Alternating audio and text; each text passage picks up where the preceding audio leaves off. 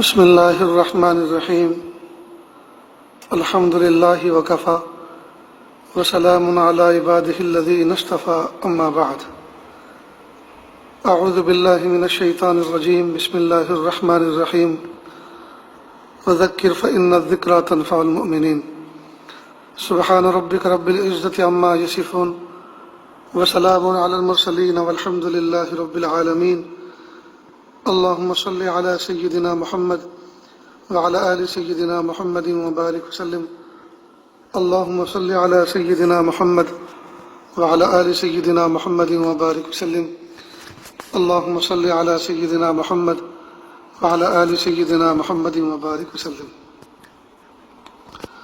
ماہ رمضان مبارک کی 13 تاریخ ہے، سن 1441 ہجری ہے۔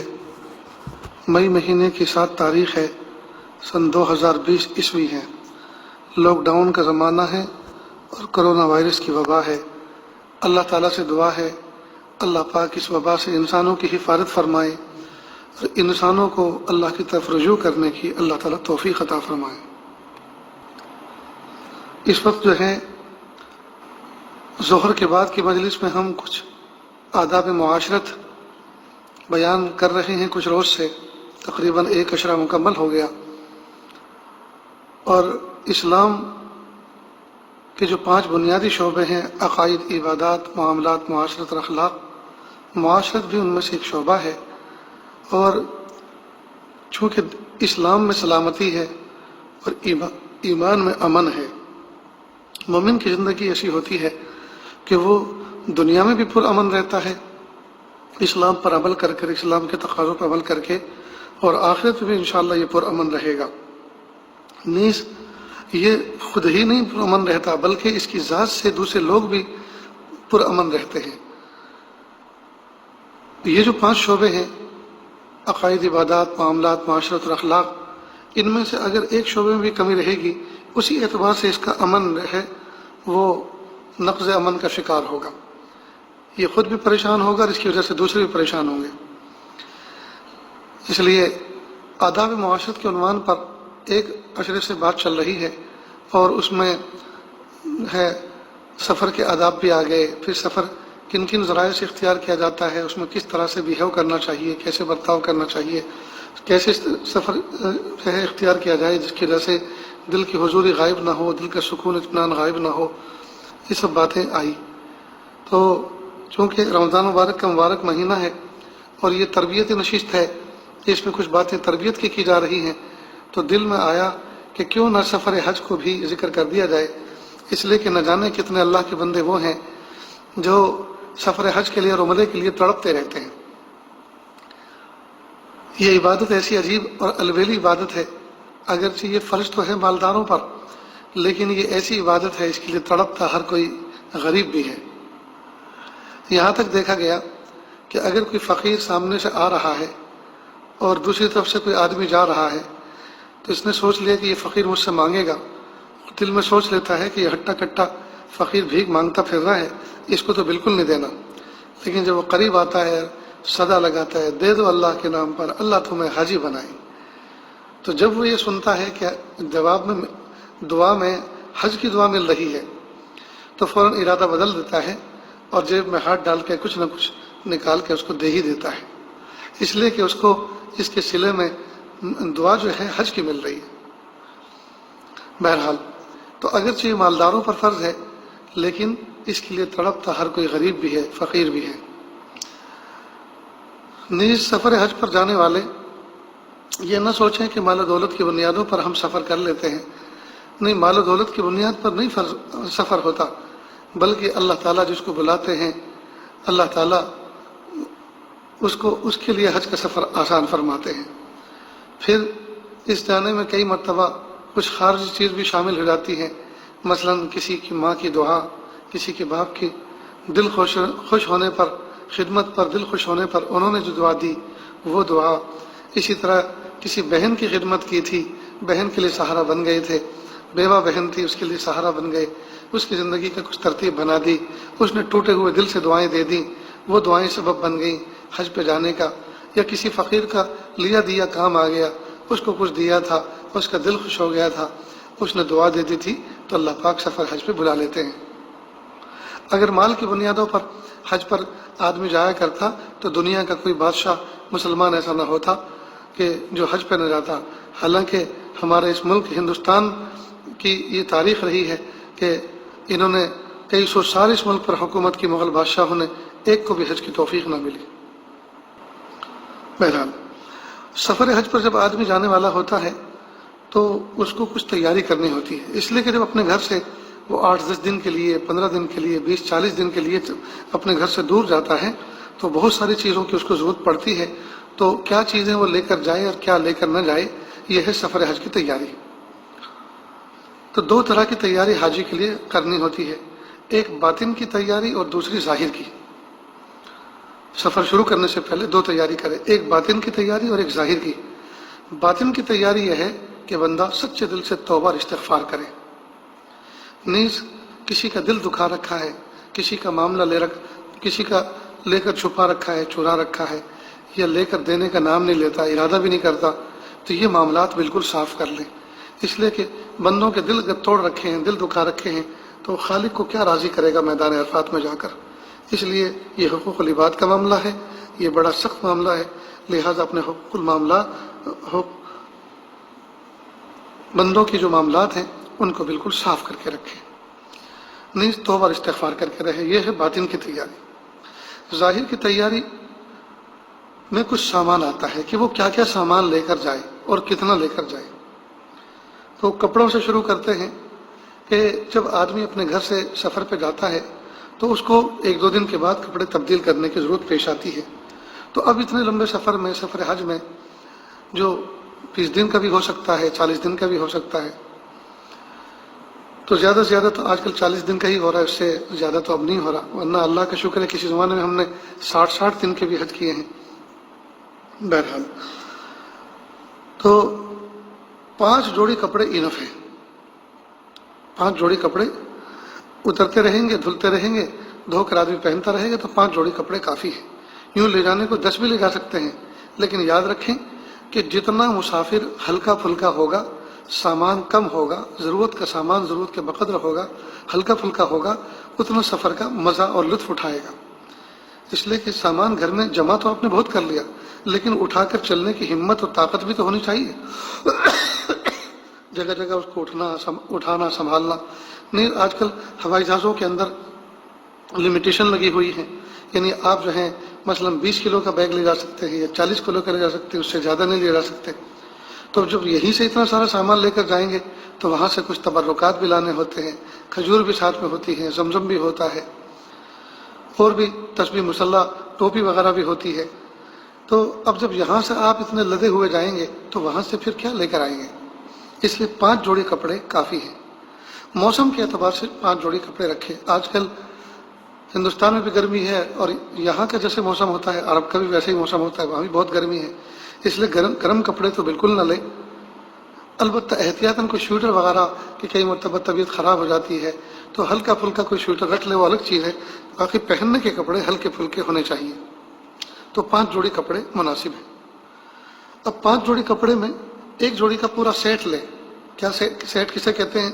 مثلا ایک کرتا، ایک پاجامہ، ایک بنیان جو کرتے سے پہلے پہنتے ہیں، ایک نیکر یعنی وہ چڈی جو پاجامے سے پہلے کئی مرتبہ پہننے کی ضرورت پہنتا ہے آدمی، تو بہت سے لوگوں کو اس کی عادت ہوتی ہے، بہت سے کو نہیں ہوتی ہے، اسی اعتبار سے اس کو بھی لے لے۔ نیز ٹوپی اور دستی رومال۔ تو کرتا، پاجامہ، بنیان، انڈرویئر، ٹوپی اور دستی رومال، یہ 6 چیزیں ہوئیں، یہ پورا ایک سیٹ بنتا ہے۔ ایک آدمی جب کپڑے پہنتا ہے تو یہ چیزیں، سر پہ ٹوپی بھی ہوتی ہے، جیب میں دستی رومال بھی رکھتا ہے، کبھی چھینک نہ پڑ جائے، کبھی تھوک نہ پڑ جائے تو منہ صاف کرنے کے لیے دستی رومال لگتا ہے۔ تو یہ بھی ایک لباس کا گویا جز ہے۔ یہ ایک جوڑی کپڑے ہوئے۔ اس طرح کے 5 جوڑی کپڑے کا پورا سیٹ رکھنا ہے۔ کیسے رکھنا ہے وہ بعد میں بتائیں گے انشاءاللہ۔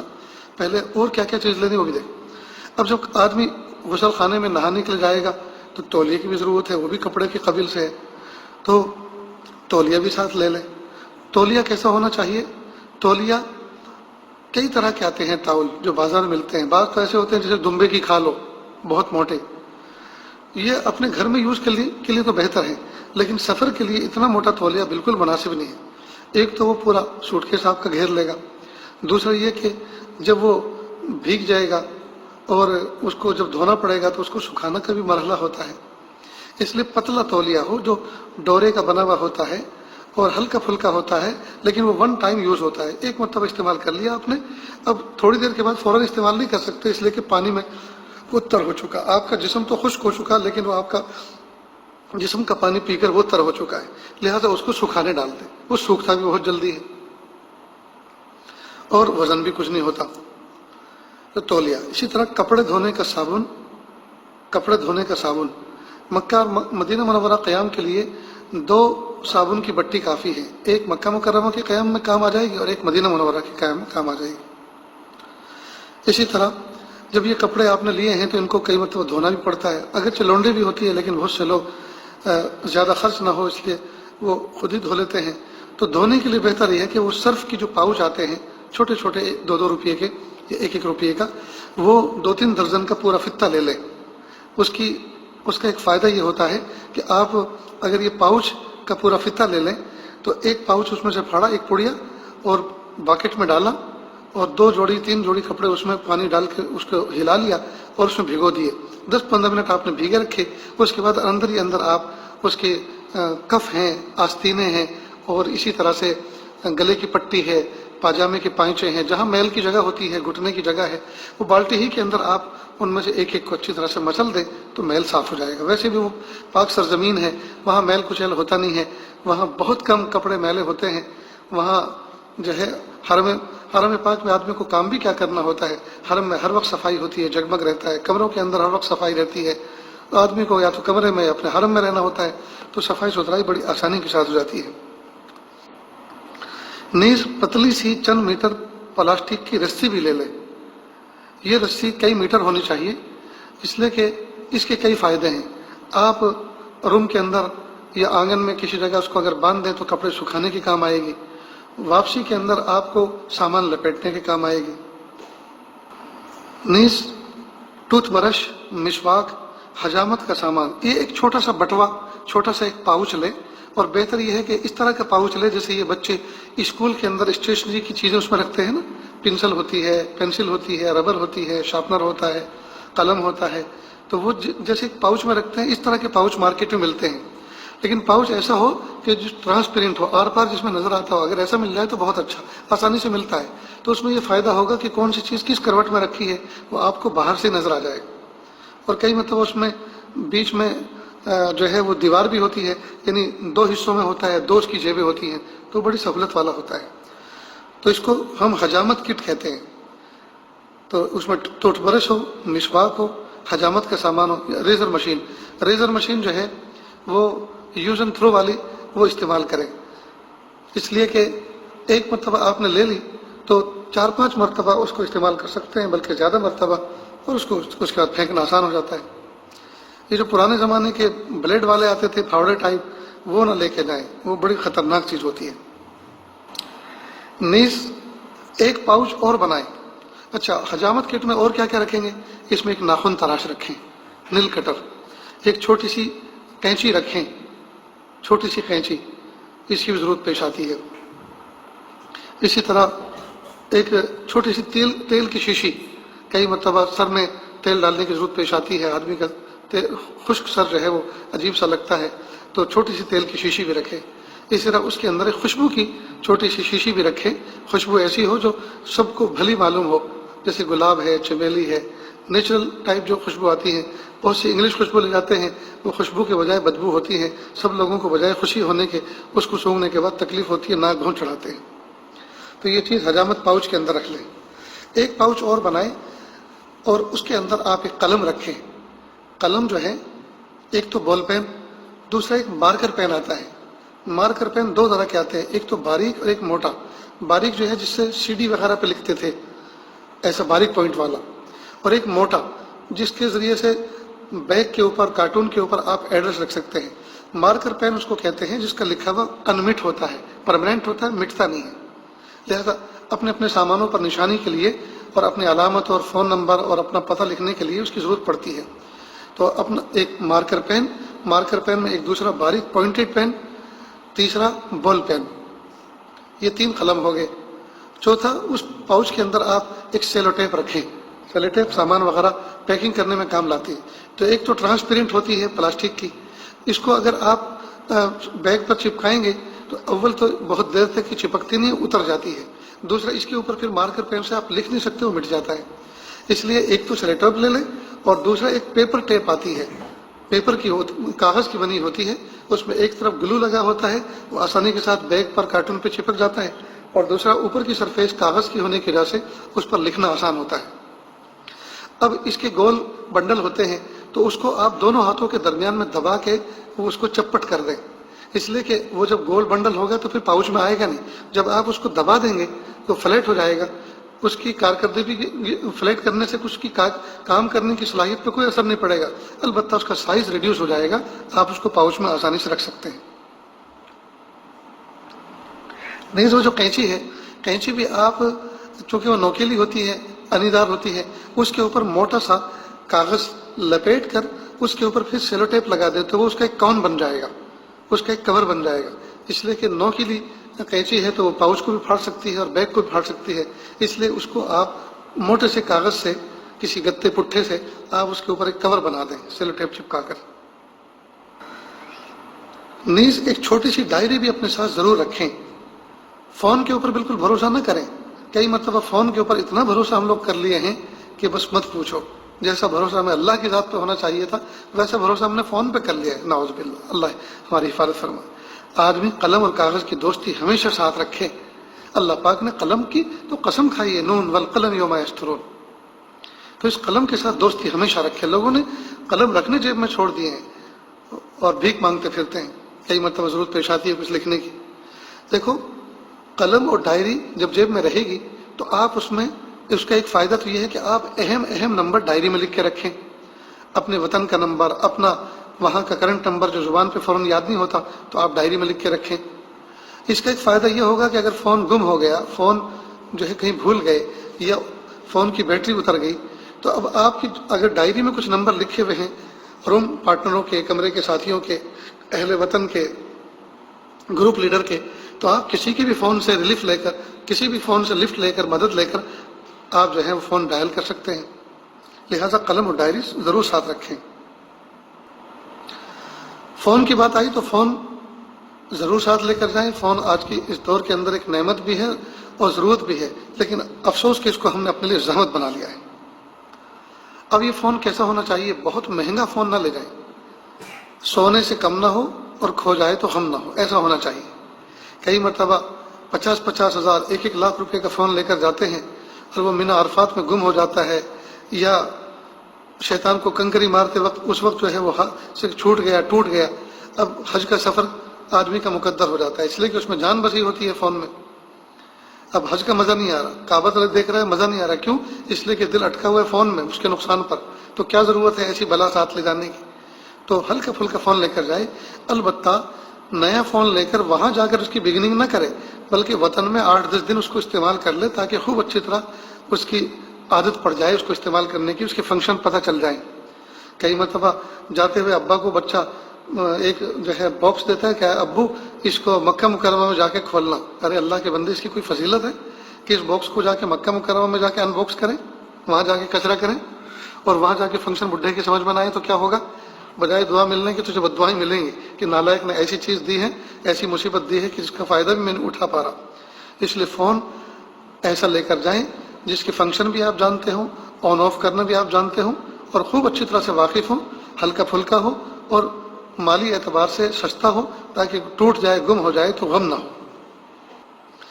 اس کا چارجر بھی ساتھ لے کر جائیں، اور چارجر وہ لے کر جائیں جس کو آپ نے استعمال کر رکھا ہے۔ کئی مرتبہ تجربہ یہ ہوا ہے کہ ہم نئی چیز لے کے جاتے ہیں اور وہاں جا کر وہ فیل ہو جاتی ہے۔ ایک مرتبہ میں چارجر کے ساتھ میں ایک کیبل لے کر گیا، ملٹی یوز کیبل، جو مختلف اس فون میں لگتا ہے۔ مجھے بڑی خوشی تھی کہ بہت سے ساتھیوں کے پاس الگ الگ ٹائپ کے فون ہوتے ہیں تو سب کے کام لگے گا، لیکن وہاں جا کے وہ چلا ہی نہیں، اتنا افسوس ہوا کہ پوچھو مت۔